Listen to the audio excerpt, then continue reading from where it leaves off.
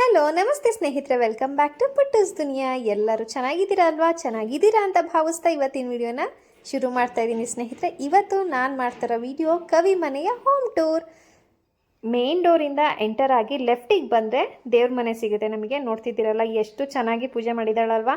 ಬೆಂಗಳೂರಲ್ಲಿ ಇಷ್ಟು ದೊಡ್ಡ ದೇವ್ರ ಮನೆ ಸಿಗೋ ಅಂಥದ್ದು ಮನೆ ರೆಂಟಿಗೆ ಸಿಗೋದೇ ಒಂದು ದೊಡ್ಡ ವಿಚಾರ ಅಂತ ಹೇಳ್ಬೋದು. ಸಿಂಗಲ್ ಬೆಡ್ರೂಮ್ ಮನೆ ಆದರೂ ಸ್ನೇಹಿತರೆ ತುಂಬಾ ಅಚ್ಚುಕಟ್ಟಾಗಿದೆ ಅಂತಲೇ ಹೇಳ್ಬೋದು. ಇವರು ನಮ್ಮ ಸೂರಿಯವರ ತಾಯಿ.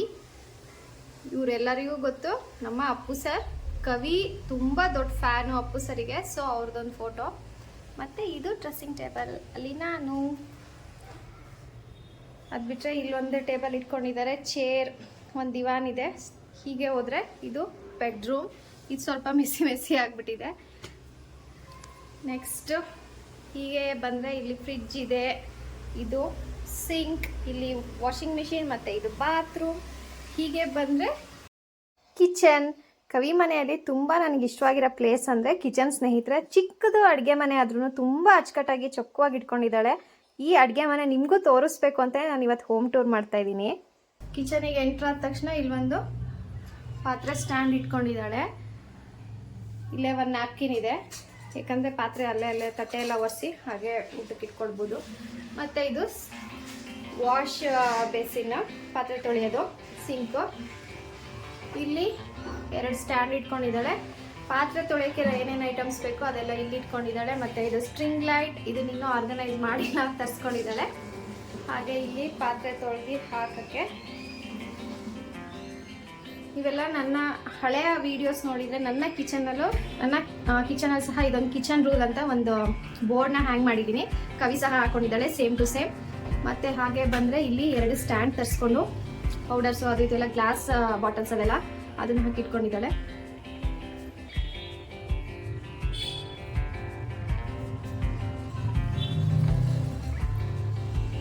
ಮತ್ತು ಇಲ್ಲೊಂದಿದೆ positive mind, positive wife, positive life. ಈ ಥರ ಎಲ್ಲ ಒಂದೊಂದು ಏನಂತಾರೆ ಮೆಸೇಜಸ್ ಇರೋವಂಥದ್ದು ಪಾಸಿಟಿವ್ ಥಾಟ್ಸ್ನ ಓದ್ತಾ ಇದೆ. ಆದಷ್ಟು ನಾವು ಪಾಸಿಟಿವ್ ಆಗಿ ಯೋಚನೆ ಮಾಡ್ಬೋದು. ಸೊ ಇಲ್ಲಿ ಒಂದು ವಾರ್ಡ್ರೂಮ್ ಇದೆ, ಇಲ್ಲೆಲ್ಲ ಬಾಕ್ಸಸ್ ಎಲ್ಲ ಇಟ್ಕೊಂಡಿದ್ದಾಳೆ.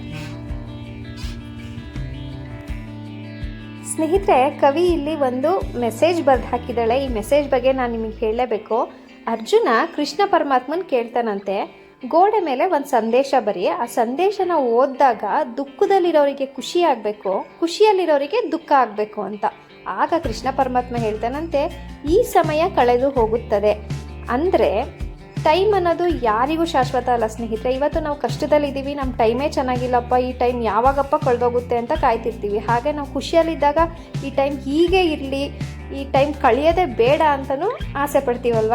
ಬಟ್ ಸಮಯ ಅನ್ನೋದು ಯಾರ ಕೈಯಲ್ಲೂ ಇರಲ್ಲ, ಸಮಯನ ಯಾರ ಕೈಯಲ್ಲೂ ನಿಲ್ಲಿಸೋಕ್ಕೂ ಸಾಧ್ಯ ಇಲ್ಲ. ಹಾಗೆ ಕಷ್ಟ ಬಂದಾಗ ಕುಗ್ದನೆ, ಖುಷಿ ಬಂದಾಗ ಹಿಗ್ಗದನೆ, ಎರಡನ್ನೂ ಸಮನಾಗಿ ಸ್ವೀಕರಿಸ್ಬೇಕು.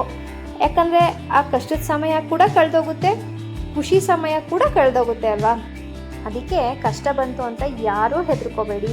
ಹಾಗೆ ನಾವು ತುಂಬ ಚೆನ್ನಾಗಿದ್ದೀವಿ, ಖುಷಿಯಾಗಿದ್ದೀವಿ ಅಂತ ಯಾರೂ ಜಾಸ್ತಿ ಹಿಗ್ಲೂಬೇಡಿ. ಬಿಕಾಸ್ ಈ ಸಮಯ ಕಳೆದು ಹೋಗುತ್ತದೆ. ಆದಷ್ಟು ಸಮಯನ ನಾವು ಒಳ್ಳೆ ರೀತಿಯಲ್ಲಿ ಉಪಯೋಗಿಸ್ಕೊಂಡು ಅರ್ಥಪೂರ್ಣವಾಗಿ ಜೀವನ ಮಾಡೋಣ ಅಲ್ವಾ. ನೋಡಿದ್ರಲ್ಲ ಸ್ನೇಹಿತರೆ, ಇದು ನಮ್ಮ ಕವಿ ಮನೆಯ ಕಿಚನ್ ಟೂರ್. ನಾನ್ ಮಾಡ್ಯುಲರ್ ಕಿಚನ್ ಆದರೂ ಎಷ್ಟು ಚೆನ್ನಾಗಿ ಆರ್ಗನೈಸ್ ಮಾಡ್ಕೊಂಡಿದ್ದಾಳಲ್ವ. ನನಗೂ ತುಂಬ ಖುಷಿ ಆಯಿತು ಸ್ನೇಹಿತರೆ. ನಿಮಗೂ ಎಲ್ಲ ಖುಷಿಯಾಗಿದೆ ಅಂತ ಭಾವಿಸ್ತೀನಿ. ಈ ವಿಡಿಯೋ ಇಷ್ಟ ಆದರೆ ಒಂದೇ ಒಂದು ಲೈಕ್ ಮಾಡಿ, ಕಮೆಂಟ್ ಮಾಡಿ, ಹಾಗೆ ಶೇರ್ ಮಾಡಿ. ಇನ್ನೂ ನನ್ನ ಚಾನಲ್ನ ಯಾರೆಲ್ಲ ಸಬ್ಸ್ಕ್ರೈಬ್ ಮಾಡ್ಕೊಂಡಿಲ್ಲ ಪ್ಲೀಸ್ ಸಬ್ಸ್ಕ್ರೈಬ್ ಮಾಡ್ಕೊಳ್ಳಿ, ನನ್ನ ಚಾನಲ್ಗೆ ಸಪೋರ್ಟ್ ಮಾಡಿ ಅಂತ ಕೇಳ್ಕೊತ ಸಿಗ್ತೀನಿ ನನ್ನ ಮುಂದಿನ ವಿಡಿಯೋದಲ್ಲಿ. Until then take care, love you all, please keep supporting. ನಿಮ್ಮ ಪ್ರೀತಿಯ ಪುಟ್ಟೂಸ್ ದುನಿಯಾ. ಬಾಯ್ ಬಾಯ್.